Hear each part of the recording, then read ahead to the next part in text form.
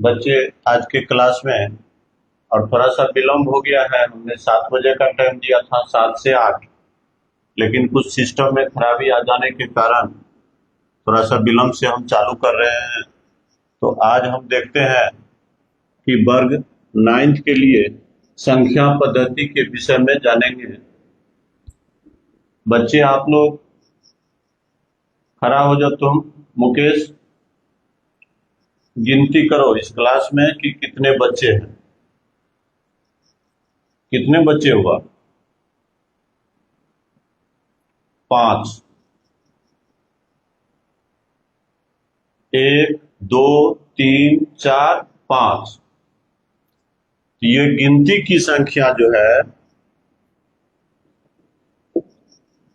गिनती की संख्या को प्राकृतिक संख्या कहते हैं।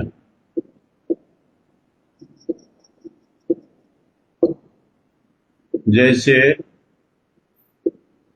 1, 2, 3, 4, 5। इसका मतलब हो गया कि इसका कोई अंत नहीं है, आगे जाते जाएगा, कोई अंत नहीं है। तो गिनती की संख्या को हम लोग प्राकृतिक संख्या कहते हैं। अब आप लोग देख लिए हैं कि आप काउंटिंग किए हैं, गिनती किए हैं क्लास में कि 1, 2, 3, 4, 5 बच्चे हैं। तो यही इसी संख्या को जो गिनती किए हैं, 1 से शुरू किए हैं, 5 तक गए हैं। क्योंकि 5 बच्चे हैं, हो सकता है कि 15 बच्चे रहेंगे, 20 बच्चे रहेंगे, तो आप 20 तक गिनती करेंगे। तो ये अनवरत चलते रहेगा। लेकिन अभी आपके वर्ग में कितने बच्चे हैं? तो 5 आप गिनती किए हैं। तो गिनती की संख्या को हम लोग प्राकृतिक संख्या कहते हैं सरल भाषा में। और जो इसको हम लोग यहाँ देख लिए हैं, सरल से सरल भाषा में प्राकृतिक संख्या किसे कहते हैं। ठीक है, अब यहाँ हम लोग आ जाते हैं।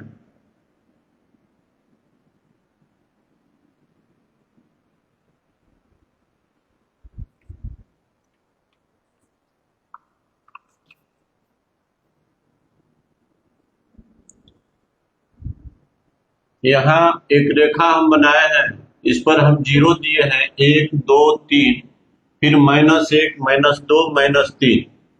तो यहां से 0 छोड़ करके हम यहां से चालू किए हैं, तो ये हो गया प्राकृतिक संख्या। और फिर यहां है पूर्ण संख्या। पूर्ण संख्या प्राकृतिक संख्या में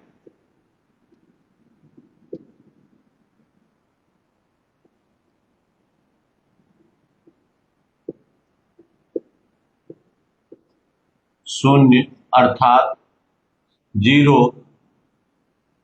को जोड़ देते हैं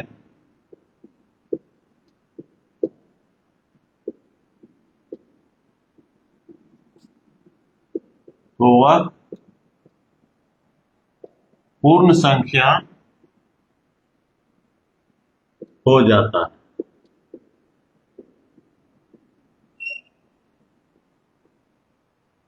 हो जाता है। प्राकृतिक संख्या में अगर हम शून्य को जोड़ देते हैं तो वह पूर्ण संख्या हो जाता है। अब यहाँ एक हम छोटा सा उदाहरण लेते हैं कि रंजीत, तुम बताओ कि 5 चॉकलेट दिए तुमको हम। 5 चॉकलेट दिए, तुम 5 लड़कों में बांट दो। बांट दिया। अब तुम्हारे पास कितना चॉकलेट बचा? तो कुछ नहीं। तो इसी कुछ नहीं का अर्थ होता है शून्य। तो अगर हम गिनती के संख्या में 0 को जोड़ दें, प्राकृतिक संख्या में शून्य को अगर जोड़ देते हैं तो वह पूर्ण संख्या हो जाता है। साधारण भाषा में कमजोर से हमारे जो कमजोर बच्चे हैं वो इसको समझ जाएंगे। और पुनः हम आगे बढ़ते हैं पूर्णांक संख्या।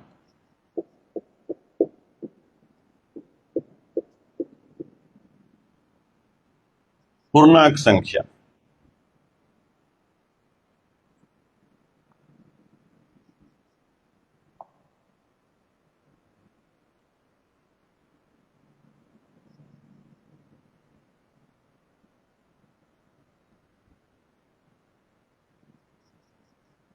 पूर्णांक संख्या का मतलब हो गया ये जो प्राकृतिक संख्या है, जहां जिसको हम गिनती की संख्या कहते हैं, और यह धनात्मक हो गया। धनात्मक एक का मतलब कि 1 रुपया लाभ हमको हो रहा है, 2 रुपया लाभ हो रहा है, 3 रुपया हम कमाते हैं, इसका मतलब शून्य, कुछ नहीं कमाते हैं। फिर इधर माइनस में हो गया कि मेरे ऊपर कर्ज है 1 रुपया, 2 रुपया मेरे ऊपर कर्ज है, 3 रुपया मेरे ऊपर कर्ज है, ये माइनस में जा रहा है।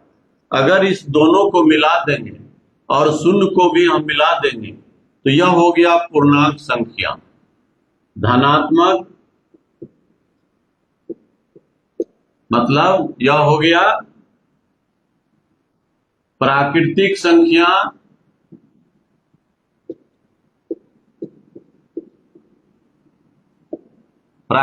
संख्या प्लस पूर्ण संख्या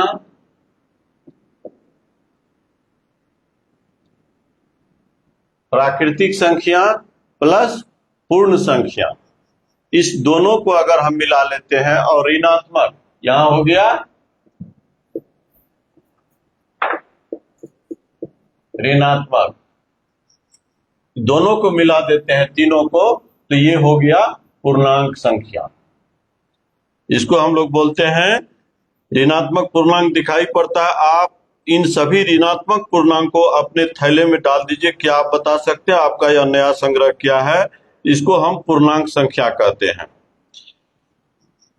अब आप लोग इसको देख लिए हैं कि गिनती की संख्या को प्राकृतिक संख्या कहते हैं, गिनती की संख्या में शून्य को जोड़ देंगे तो यह हो गया आपको पूर्ण संख्या, और धनात्मक, ऋणात्मक और शून्य को भी उसमें लेकर के हम, ये हो गया पूर्णांक संख्या।